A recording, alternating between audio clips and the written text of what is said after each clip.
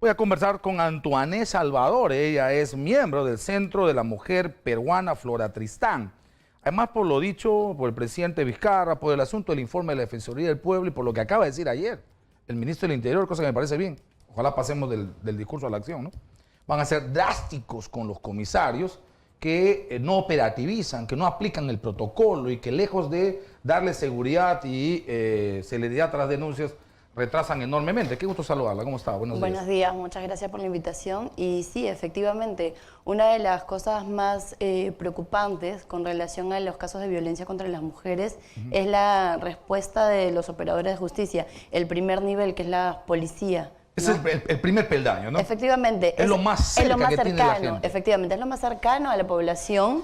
Están ubicados casi en todas las zonas del país, a diferencia de otros órganos del Estado, ¿no? Claro. El Poder Judicial, el Ministerio Público. Los centros de emergencia mujeres. Efectivamente. Cosas, ¿no? Sí, entonces, claro, que ellos tengan una atención adecuada y el criterio adecuado para la atención de las víctimas de violencia contra las mujeres, en realidad es sumamente importante. Ahora, criterio, eso que usted señala, criterio.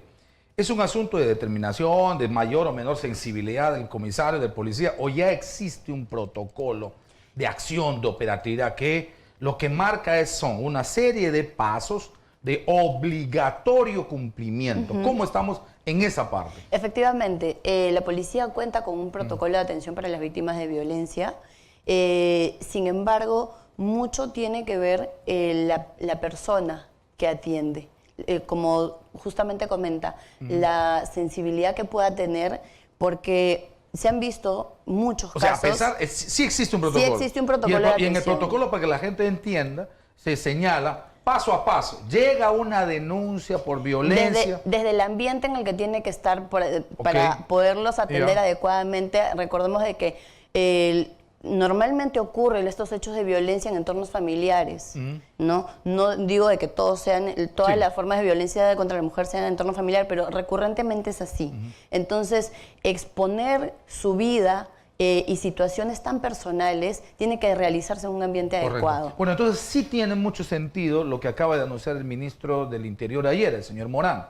Sí, si ocurren denuncias de mala atención, de no seguir el protocolo, van a ser sancionados. Lo que debería obligar a todos los comisarios del país es a trabajar con sus subalternos exactamente para conocer y sensibilizar todos los mecanismos que ordena este protocolo. Efectivamente, la idea justamente es que ellos tengan ellos los suboficiales y las suboficiales, que son quienes toman la denuncia, este personal que trabaja en las comisarías, tenga justamente el criterio para poder analizar el caso y tipificarlo correctamente, ¿no? Porque ese es el primer paso. Tipificación. ¿No? Lo que pasa es que sí, ellos sugieren una tipificación, si bien es cierto, luego la establece el Ministerio Público, pero si no encaminan o no recaudan las pruebas suficientes o no colocan dentro de su informe las características específicas del caso, el Ministerio Público va a tener menos herramientas para poder tipificar el caso correctamente. Por eso es que el Ministerio de la Mujer y el Ministerio Público, quienes manejan las cifras sobre feminicidios y violencia, tienen registros con cifras diferentes. Porque si bien es cierto, por ejemplo, el Ministerio de la Mujer con otro criterio evalúa casos de violencia que no son, por ejemplo, no son lesiones graves, sino es un feminicidio en grado de tentativa, el Ministerio Público ya no lo recoge de esa forma. Entonces, ahí se hace, los casos se toman diferentes pese a que las características propias de cada situación de violencia que parten inicialmente de denuncias en la comisaría no cuentan con las herramientas o no cuentan con las pruebas suficientes para identificar los casos, la gravedad que eso significa, ¿no? Correcto. Entonces, yo creo que sí aterrizamos bien en el consenso respecto a que las comisarías terminan siendo el lugar y el espacio vital, donde comienza todo, ¿verdad? Donde se puede salvar la vida a las mujeres y donde se podría evitar, hubiésemos podido evitar, ojalá lo hagamos a futuro, tantas muertes que hemos dado, porque si la atención hubiera sido buena, si se hubiese canalizado bien, si se hubiese tipificado bien, si se hubiese cogido los elementos para que cuando venga el fiscal se diga, este es el caso, ¿no? Quizá hubiéramos evitado muchas cosas más, ¿no? Ahora, lo cierto es que a partir de estos casos muy trágicos que han ocurrido este año, se ha podido modificar las normas que hacen que la atención sea más inmediata, Correcto. que las medidas de protección sean más efectivas. Correcto. Eso de las medidas de protección quisiera hablar, porque ese es el segundo paso. O sea, lo que evidenciamos es un ser humano vulnerable, Sí. en peligro. Y cuando hablamos de mujer, en peligro de muerte. Así es. Okay. Ese segundo paso, el que corresponde al Estado de darle el mecanismo de protección para que el asesinato o feminicidio no ocurra, ¿cómo está? Nuevamente pasa por una acción inicial de la policía, porque la policía tiene 24 horas para trasladar la denuncia a un juzgado de familia o mixto en caso no existiera en la zona, para que sea el juez quien, o la jueza quien emita medidas de protección en función al caso particular. Porque no, si bien ¿Pero es qué es una medida de protección? ¿Estamos hablando de una garantía para su vida? Un certificado, es un documento, ¿no? Es una resolución judicial, es decir, tiene obligatorio cumplimiento. Ahora, como usted sabe y Perú sabe, muchas mujeres han terminado con este documento más su certificado de defunción enmarcado, ¿no? Ahora, justamente, la idea con estas modificaciones es lograr que tengan efectividad estas medidas de protección, porque una vez que son emitidas, son remitidas a la comisaría del sector, y lo que se busca es que estas medidas de protección estén en un registro que se pueda visualizar a nivel nacional, es decir, que todas las comisarías tengan conocimiento de eso, es decir, que la persona que está siendo resguardada o tratando de mantener su integridad y mantenerla a salvo y evitar un nuevo acto de violencia en contra de ella, pueda comunicarse a cualquier comisaría, sobre todo a la comisaría donde puso la denuncia, y que estos efectivos policiales tengan una respuesta rápida y más inmediata, conociendo ya cuáles son las medidas de protección que tiene y las medidas que debe cumplir su agresor. Es decir, no acercarse. Es más, ahora la policía tiene la facultad de, ante un retiro del hogar del agresor, ellos pueden ingresar al domicilio y ayudar a que esta persona se retire, porque lo que había antes era, no tenían esta potestad, entonces tenían que esperar a que el agresor tuviese la voluntad de salir. Efectivamente, entonces finalmente no tenía el impacto, no tenía la respuesta. Ahora, para digamos, darle realmente protección hay como dos mecanismos, o le pongo, reprimo al sujeto agresor, o le pongo a buen recaudo a la agredida. Y ahí viene a tallar los centros de emergencia mujer. Y el informe, que la verdad que es un poco preocupante, de la Defensoría del Pueblo, que es un porcentaje altísimo, me parece que 80%, si es que no estoy mal, de estos centros de emergencia mujer, que han aumentado en muy buena hora, porque eso hay que también saludar lo que es avance, y que no tiene que ver necesariamente con este gobierno, sino con todo el esfuerzo que están haciendo gente como Flora Tristán. Pero no trabajan 24 horas, sino que están con un horario de oficina, como que si la agresión ocurriría 8 horas al día.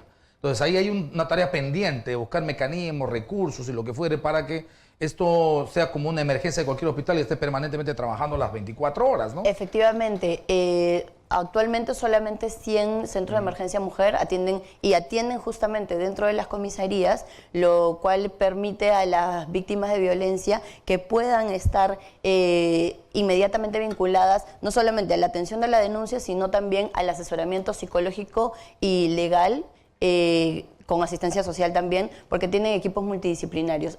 Estos 100 centros de emergencia mujer son los únicos que atienden 24 horas. Lamentablemente tenemos 296 centros de emergencia mujer que solamente permiten a las víctimas de violencia acudir para hacerle seguimiento a sus casos, para poder conocer cuál es el proceso de denuncia, para poder tener un servicio de atención psicológico que le pueda dar sostenimiento y acompañamiento para que pueda seguir el proceso judicial que viene a Ahora raíz hay un de la compromiso denuncia, del ¿no? gobierno de aumentar 100 más, ¿no? Ojalá. Sí. Sería la idea. Claro, tampoco es sencillo, no hay nadie tiene una varita mágica, no es la bella tema es genia. presupuesto. O sea, hay que buscar mecanismos para que eso ocurra, Y ¿no? darle presupuesto justamente Dinero, a principalmente esta unidad, dinero, ¿no? claro.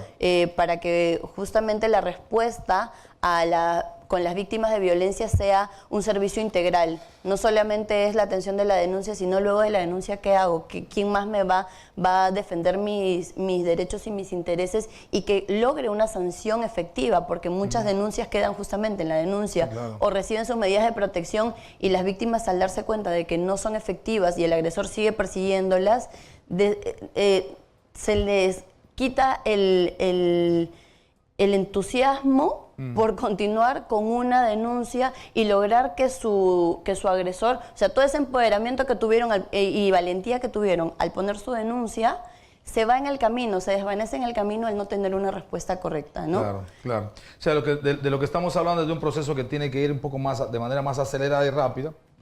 Desde el primer punto, que es el asunto de darle la garantía y la protección. Ok, eso se ha dado, pero ha sido en muchísimos casos solo nominalidad. Ahí hay que hacer un esfuerzo porque tenga el carácter de emergencia que tiene. Así y el es. carácter de emergencia está en un concepto, que la mujer o la persona agredida tenga capacidad inmediata de comunicación con la policía cuando hay el solo acercamiento del agresor y haya un resorte de acción en la comisaría para ponerse en medio y evitar esto. Y al incumplirse la regla de conducta establecida por el Poder Judicial, actuar inmediatamente y ponerle el tipo donde corresponde, que es tras las reglas, porque estás evidentemente obviando una regla de conducta importante que ha puesto en peligro la vida de una persona. Efectivamente. ¿No? O sea, eso, por ejemplo, hay que hacer. Y ahí se genera un nuevo delito, sí, claro, que es el de desacato a la autoridad, justamente, pero inclusive ese nuevo delito no siempre se tiene la respuesta, no siempre se encamina, no siempre se hace la denuncia, no siempre se sanciona tampoco. Entonces, finalmente, el agresor nuevamente burla a la justicia y la persona víctima nuevamente, o sea, la revictimización, no solamente por nuevos actos de violencia y hostigamiento que puede existir, sino también por parte del Estado. Que en este caso a veces también no actúa bien, ¿no? Sí, lo importante aquí, ante las medidas de protección, creo que el Poder Judicial y la policía tienen que tener un trabajo articulado y que se cumplan los plazos para atender los casos de violencia. Yo he estado preguntándome hace buen tiempo y siempre que tengo oportunidad de conversar con representantes de centros como Flora Tristán, planteo la pregunta, porque la cifra es dura, ¿no? O sea, pero también es a veces engañosa, por varias razones. 120 mujeres muertas hasta ahora. 26. 126. Ahora digo yo, ¿por qué es engañosa la cifra en sí? No porque no diga que no haya 126, probablemente haya más, porque hay que no se registran, sino porque te da país. Y la verdad es que uno empieza a mirar regiones y hay regiones que tienen un porcentaje altísimo. Pero hay otras que no tienen un porcentaje altísimo, que tienen un porcentaje muy, muy bajo. Entonces, a mí me encantaría un estudio desde el Estado, desde las ONGs, en estos lugares donde no ocurren esas cifras para determinar dos cosas. O no están denunciando las mujeres, o efectivamente sí son lugares de mayor respeto, más agradables, más amigables para la vida de las mujeres.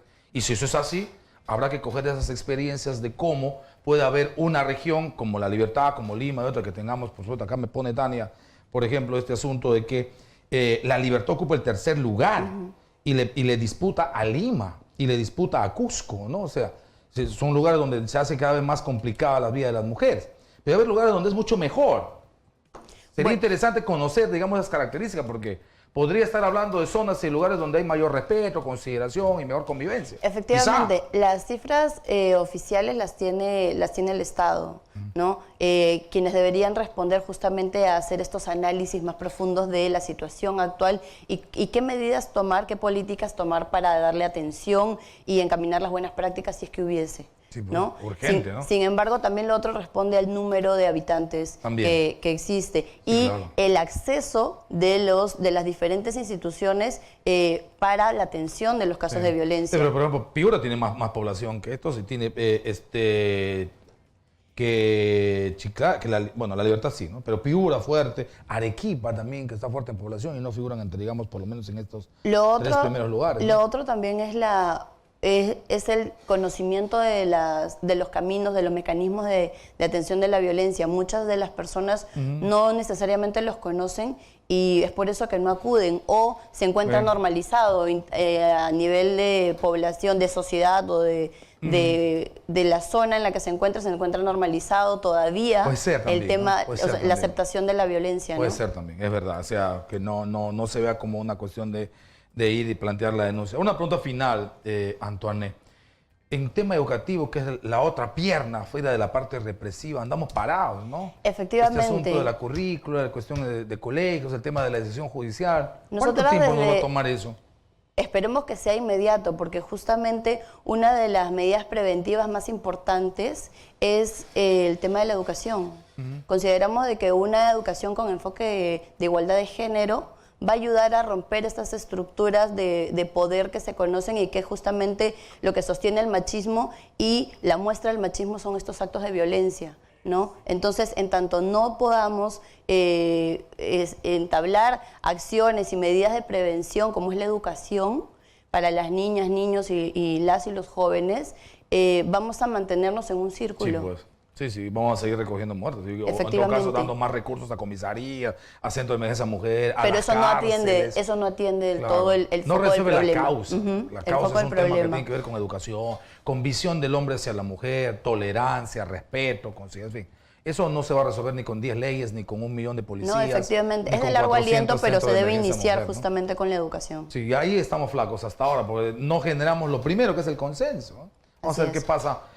No sé si en los próximos días, en las próximas semanas o en los próximos años, pero este año entero nos hemos perdido con este tema en el debate judicial, ¿no? Entero. Entrampados. Sí, pues muy bien. Ha estado con nosotros Antoine Salvador, miembro del Centro de Mujer Peruana Flora Tristán, y le agradecemos enormemente por su tiempo. Muchas gracias. Gracias también por la invitación. Gracias, pausa y regresamos en Exitosa.